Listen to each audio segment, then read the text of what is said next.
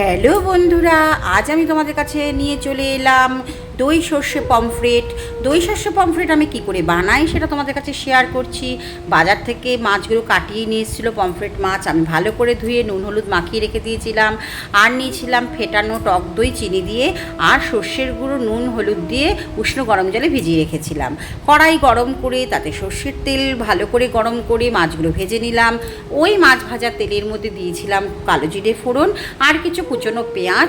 যখন কুচনো পেঁয়াজটা লাল লাল হয়ে আসলো ভেজে, তখন দিয়ে দিলাম কিছু কুচনো টমেটোটা যখন মজে আসলো দিয়ে দিলাম সর্ষের গুঁড়োর জল আর ফ্যাটানো চিনি দিয়ে রাখা টক দই।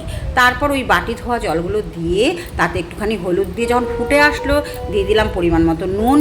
তারপর ওই ভাজা মাছগুলো দিয়ে দিলাম। ভাজা মাছ দিয়ে যাওয়ার পরে যখন ফুটে আসলো দিয়ে দিলাম একটুখানি শুকনো লঙ্কার গুঁড়ো ঝাল ঝাল হওয়ার জন্য। তারপর দিয়েছিলাম কিছু চেরা কাঁচা লঙ্কা। ব্যাস, ভালো করে ফুটলে আমি ঢাকনা দিয়ে দেব। ঢাকনাটা দেওয়ার পরে ভাঁজ করে দেব, তখন হালকা আঁচে মাছটা হতে থাকবে। যখন একদম তেল ছেড়ে আসছে দেখা যাবে তখন আমার হয়ে যাবে দই সর্ষে পমফ্রেট। তোমরা কে কীভাবে এই মাছ রান্না করো একটু জানিও, কে কোথা থেকে দেখছো জানিও কিন্তু। বাই, ভালো থেকো।